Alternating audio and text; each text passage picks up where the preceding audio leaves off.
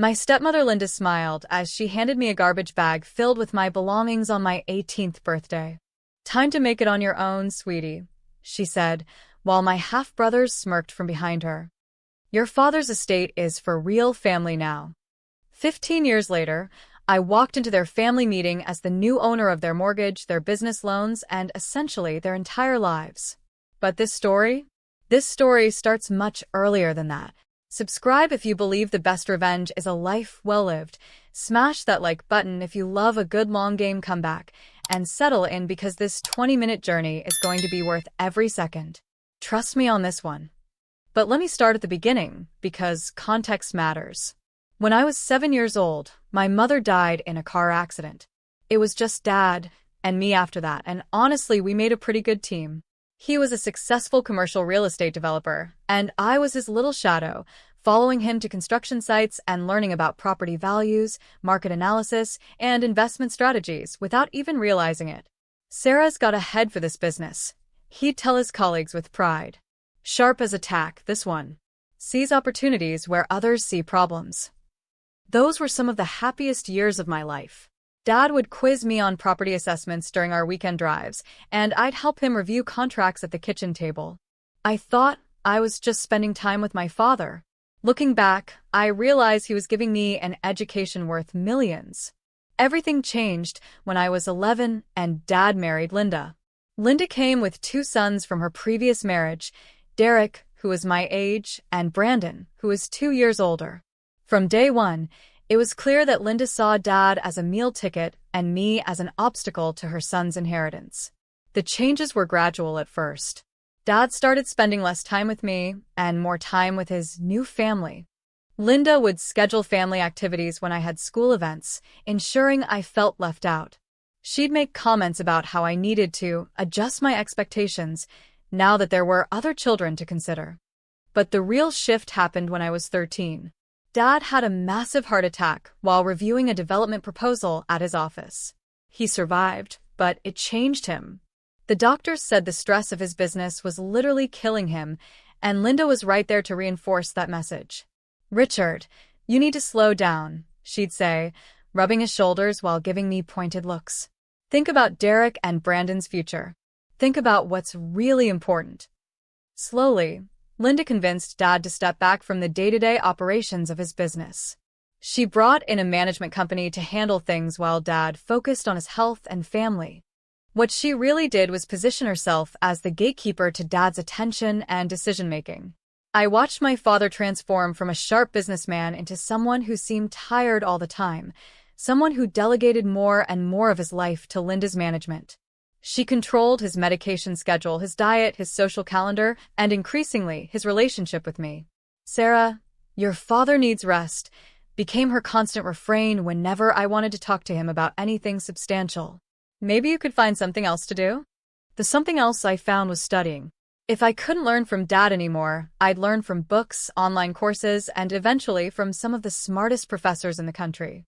I threw myself into academics with an intensity that probably wasn't healthy for a teenager, but it felt like my only path forward.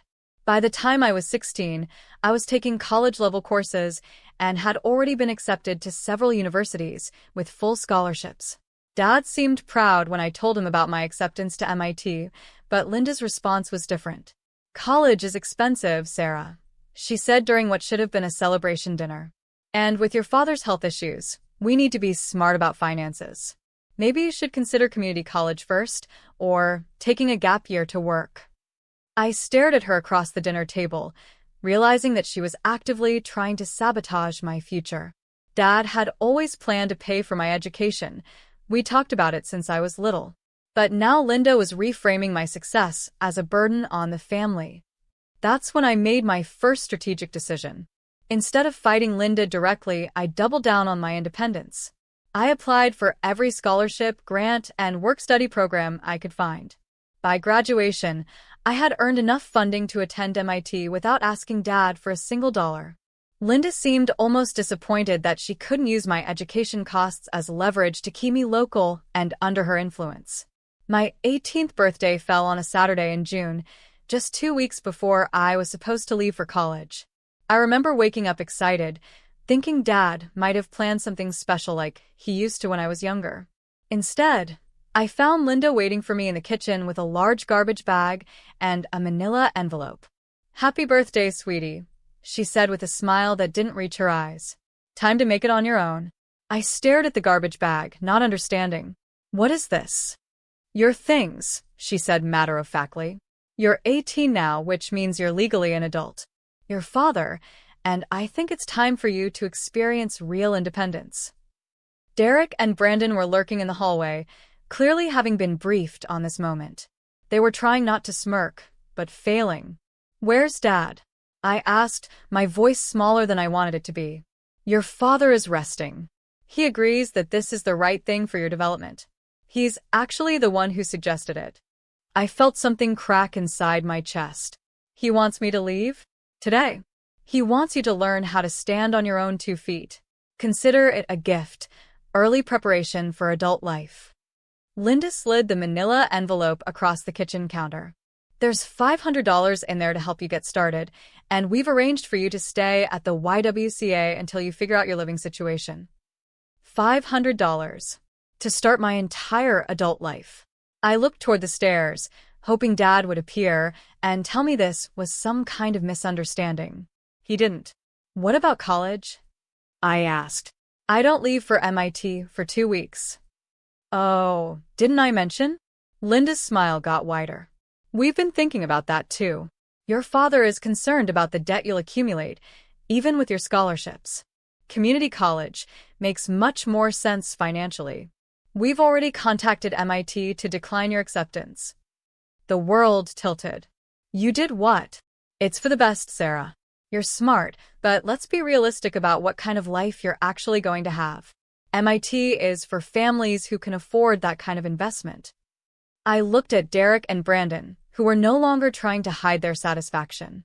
Derek, who barely maintained a C average, was heading to a state school that Dad was paying for in full. Brandon, who had never worked a day in his life, was planning to take a year off to find himself, while living at home rent-free. But me? I was getting a garbage bag and $500.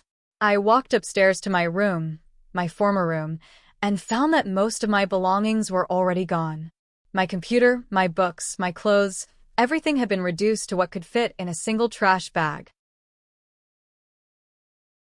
My acceptance letters, my scholarship documents, even my baby photos with Mom had vanished.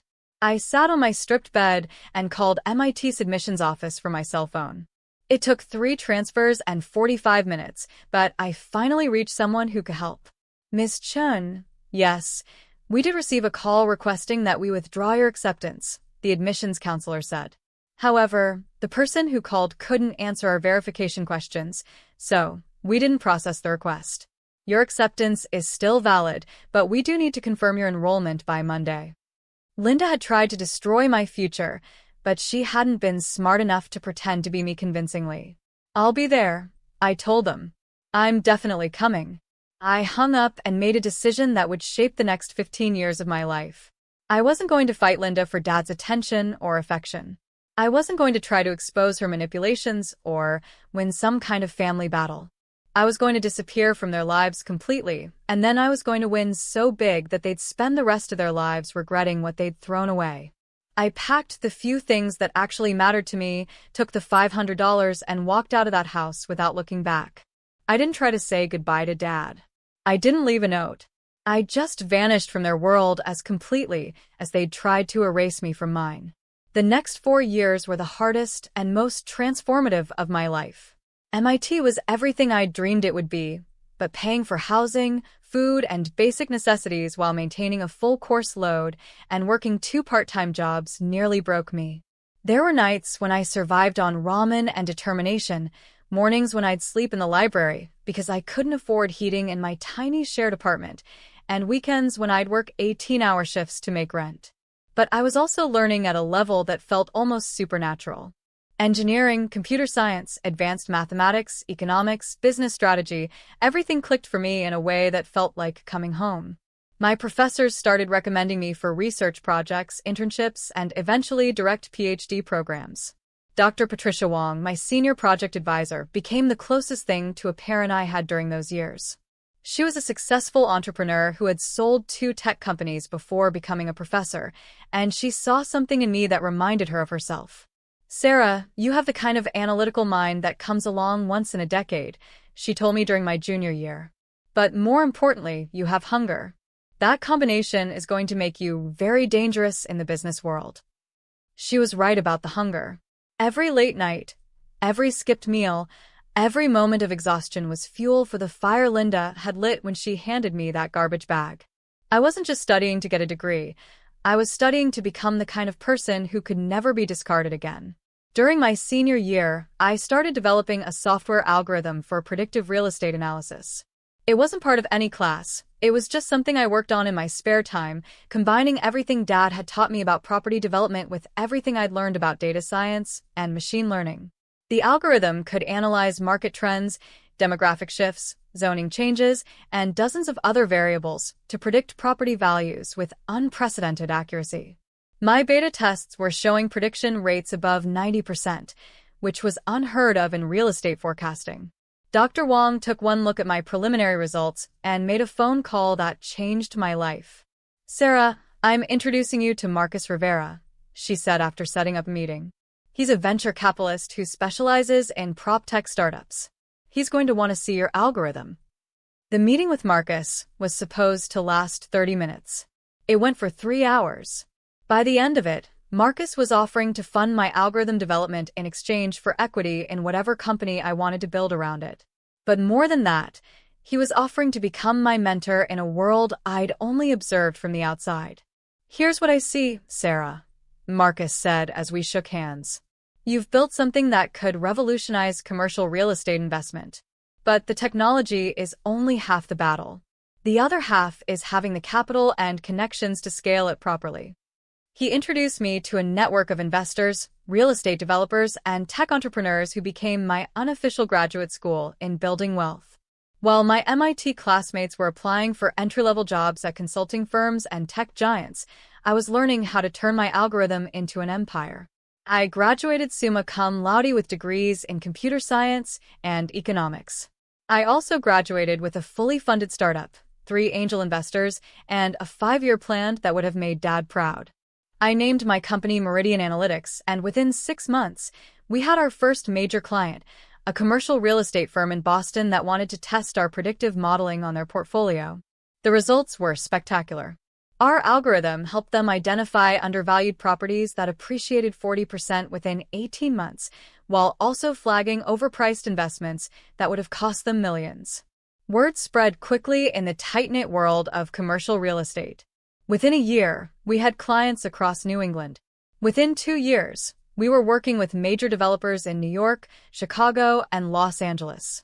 But my real breakthrough came during year 3, when I realized that Meridian Analytics didn't have to just predict real estate values.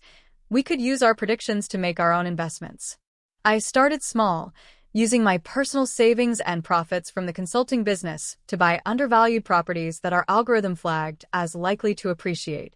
I'd hold them for 12 to 18 months, then sell them for 30 to 50% gains.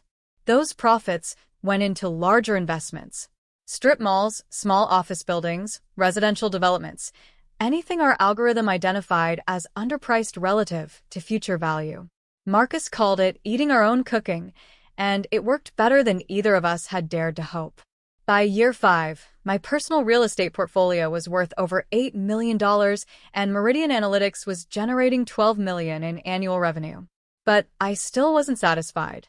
I had money, I had success, but I didn't have the one thing that would make this journey feel complete. I didn't have closure with the family that had thrown me away. That's when I decided to run a very specific search through our algorithm.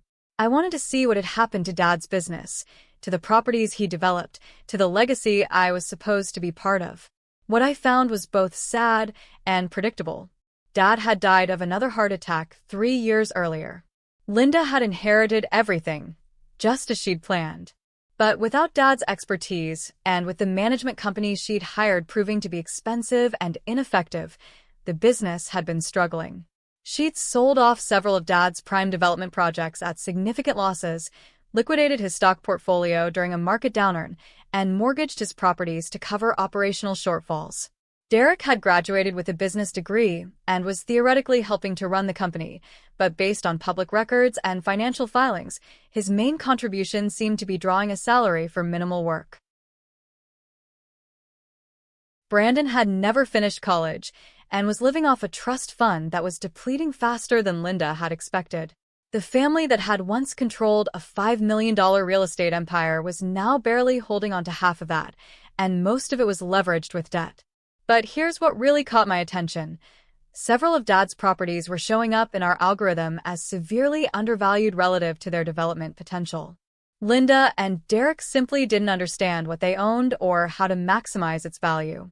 That's when I realized that my revenge didn't have to be personal or emotional. It could be purely business.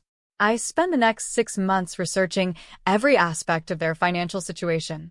Property records, loan documents, tax filings, business registrations, all public information if you know how to look for it. What I discovered was a family in slow-motion financial collapse. They were asset-rich but cash-poor, making minimum payments on loans that Dad never would have taken, and completely missing opportunities that were obvious to anyone with real expertise. Linda had mortgaged Dad's office building to cover business expenses. Derek had taken a loan against one of the residential developments to buy a boat and a vacation house he couldn't afford. Brandon was burning through his trust fund at a rate that would leave him broke within 2 years. They were wealthy on paper, but financially illiterate and getting worse every quarter. That's when I developed what Marcus would later call the most elegant business revenge strategy he'd ever seen. Instead of trying to destroy them, I was going to save them. But I was going to save them on my terms, and I was going to own them completely in the process. I had Meridian Analytics create a subsidiary company called Pacific Capital Holdings. On paper, Pacific was just another investment firm specializing in distressed real estate assets. In reality, it was my vehicle for acquiring everything Linda's family owned without them initially realizing who was buying it. I started by purchasing the mortgage on Dad's office building from the bank that held it. It was a standard transaction. Banks sell mortgages to investors all the time. The only thing unusual was that I paid a premium to accelerate the timeline. Next, I bought the loan Derek had taken against the residential development. Again, a routine business transaction that gave me legal claim to the property if payments were missed. Within 8 months, Pacific Capital Holdings owned or had significant financial leverage over 60% of their real estate assets. Linda and Derek were still making payments to what they thought were different financial institutions, not realizing that all roads now led back to me. But I wasn't done. I wanted them to understand exactly what had happened and who was responsible for their situation. I arranged for Linda to receive a letter requesting a meeting to discuss restructuring options for her family's debt obligations. The letter was signed by Sarah Chun, Managing Director of Pacific Capital Holdings. I wondered if she'd recognize my name. The meeting was scheduled for 2 p.m. on a Thursday at Linda's office, the same office where Dad used to let me help him review contracts. I arrived exactly on time, wearing a custom suit that cost more than the monthly rent on my first apartment. Linda was waiting in the conference room with Derek and a lawyer they'd obviously hired for this meeting. She looked older than her 58 years, stress and poor financial decisions having taken their toll. Derek looked like an older, softer version of the smirking boy who'd watched me get kicked out with a garbage bag. They didn't recognize me at first. I'd been a skinny 18-year-old when they'd last seen me. Now I was 33, professionally polished, and carrying myself with the confidence that comes from having genuine power. Ms. Chen. Linda stood up and extended her hand. Thank you for meeting with us. I understand Pacific Capital has acquired some of our debt instruments. I shook her hand and smiled. Actually, Linda, Pacific Capital has acquired most of your debt instruments. Your mortgage, Derek's development loan, and several other financial obligations that your family has accumulated over the past few years. I sat down across from them and opened my portfolio. But before we discuss restructuring options, I thought you might be interested in knowing a bit more about who you're working with. I slid a photograph across the table. It was my MIT graduation photo. Cap and gown, summa cum laude honors cord clearly visible. Linda stared at the photo, her face slowly changing as recognition dawned. Sarah? Derek's voice cracked slightly. Sarah Chinwait, your former stepsister. I confirmed. The one you kicked out with a garbage bag 15 years ago. The one who was supposedly never going to amount to anything. The silence in the room was beautiful. Their lawyer started to say something about potential conflicts of interest, but I held up my hand. Everything Pacific Capital has done is completely legal and above board. We've acquired financial instruments at fair market value through standard commercial transactions. There's no conflict of interest because there's no family relationship to conflict with. You made sure of that when you discarded me. Linda finally found her voice. Sarah, we had no idea you were successful. I finished. No, I imagine you didn't. You were too busy assuming I'd failed to bother checking whether I actually did. I opened my laptop and began pulling up documents. Let me explain your current situation. You owe $1.2 million on your father's office building. Derek owes $800,000 on the residential development. Your company has outstanding loans totaling $600,000, and Brandon's trust fund has a $300,000 line of credit that's nearly maxed out. Derek was doing math in his head, his face getting paler by the second. The total debt load is $2.9 million, secured against assets that are currently valued at approximately $3.1 million, which means you have about $200,000 in actual equity across your entire family empire. I let that number hang in the air for a moment. However, I continued, my analysis suggests that with proper management and development, these properties could be worth between $8 and $12 million within 3 years. Linda leaned forward. What are you saying? I'm saying that you're sitting on a gold mine, but you don't know how to mine it. Dad built something incredible, but you've been slowly destroying it through inexperience and poor decision-making. Derek's lawyer was frantically taking notes, probably trying to find some legal angle to challenge what I was doing. So here's what I'm offering, I said, pulling out a contract I'd had prepared. Pacific Capital will restructure all of your debt into a single consolidated loan at below-market interest rates. We'll provide expertise and capital to properly develop these properties to their full potential, and we'll give your family the chance to participate in that growth. Linda looked suspicious. What's the catch? The catch is that Pacific Capital becomes the majority owner of all assets until the debt is fully repaid. You continue to live in your homes and draw salaries from the business, but all major decisions go through me. Think of it as a very generous form of bankruptcy protection. Derek finally spoke up. And if we don't accept your offer? I smiled. Then Pacific Capital will exercise its rights as your primary creditor. We'll foreclose on the properties, liquidate the assets, and you'll be left with whatever remains after we collect what you owe us. Based on current market conditions and the outstanding debt, I estimate that would leave your family with approximately $0 and no assets. The lawyer whispered something to Linda, who shook her head. How long would this arrangement last? Linda asked. The contract runs for 5 years, or until the consolidated debt is repaid in full, whichever comes first. If you meet certain performance benchmarks I've outlined, you can buy back majority control at predetermined prices. I slid copies of the contract across the table. You have 72 hours to review this with your legal team and provide an answer. If you decline, foreclosure proceedings will begin on Monday. As I packed up my materials, Linda grabbed my arm. Sarah, wait. I know what we did to you is wrong. I know you probably hate us, and maybe you have every right to. But surely we can work something out as family. I looked down at her hand on my arm, then back at her face. Linda, you're not my family. You made that very clear 15 years ago. This is just business. I gently removed her hand from my arm. But I will say this, if you accept my offer and prove that you can learn from your mistakes, you might end up wealthier than your father ever was. The choice is yours. I left them sitting in that conference room with their lawyer and their copies of my contract. 3 days later, Linda called to accept my terms. The next 18 months were a masterclass in how to transform failing assets into profitable ventures. I brought in my own team of architects, contractors, and project managers. We renovated the office building, repositioned the residential development for luxury buyers, and launched 2 new commercial projects on land Linda hadn't even realized was developable. Derek, to his credit, seemed genuinely interested in learning how real estate development actually worked.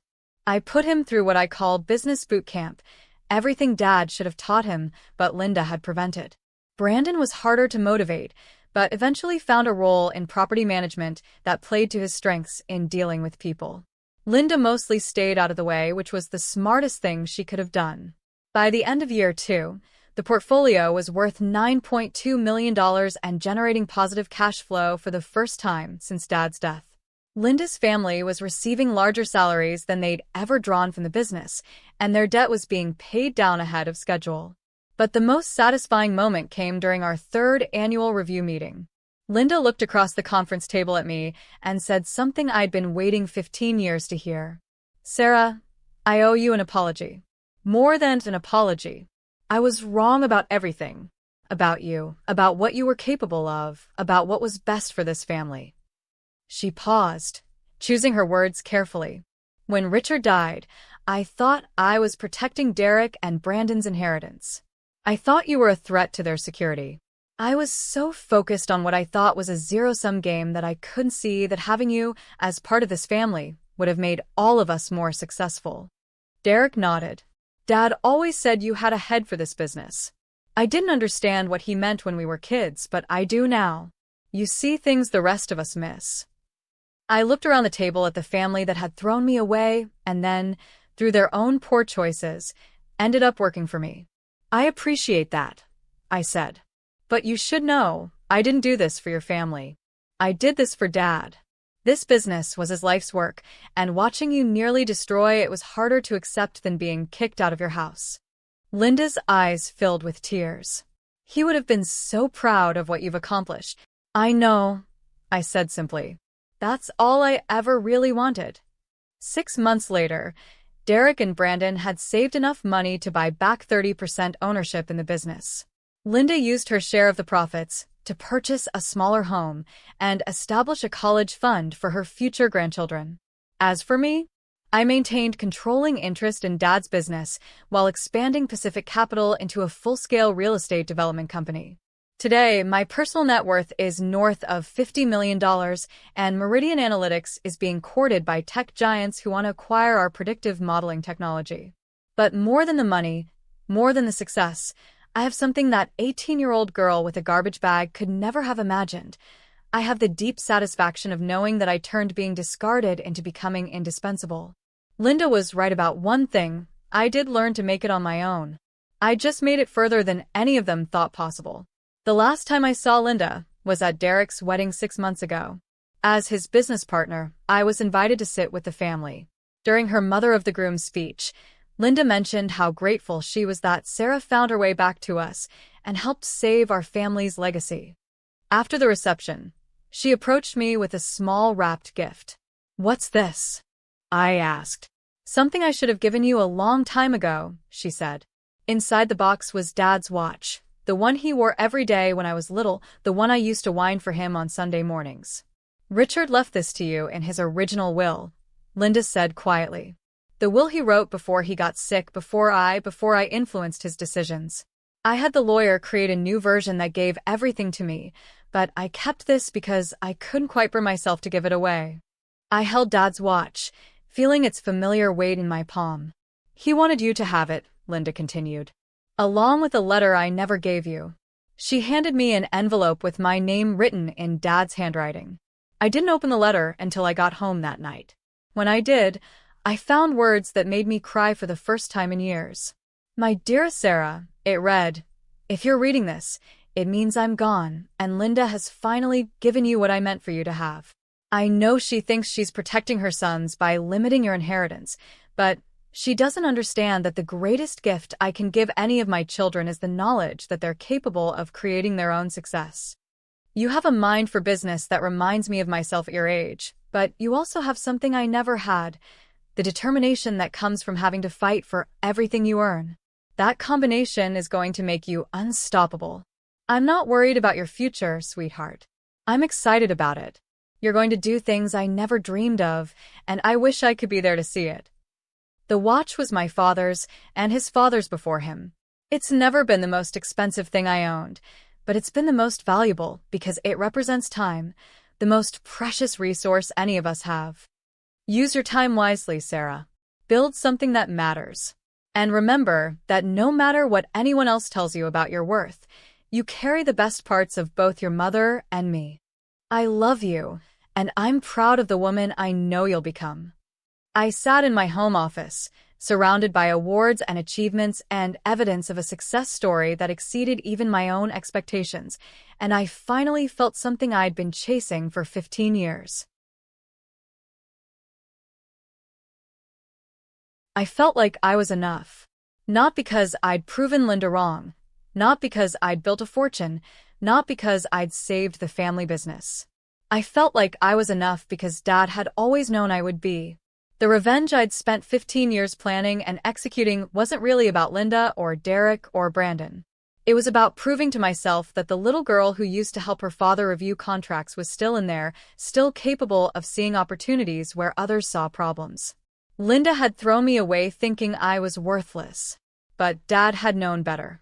He'd known that someday I'd find my way back to who I was always meant to be. And he'd been right. Sometimes the greatest revenge isn't about destroying the people who hurt you. It's about becoming so successful that their opinion of you becomes irrelevant. Dad was right about time being our most precious resource. I spent 15 years of mine proving that I was worth something, when I should have known all along. What's the longest you've ever played the long game for revenge or vindication? Drop your stories in the comments. I love reading about people who turned being underestimated into their greatest advantage. If this story reminded you that sometimes the best revenge is massive success, hit that like button and subscribe for more letters to Ray. Because sometimes the people who count you out are just giving you the motivation to count higher than they ever imagined. Until next time, keep playing the long game.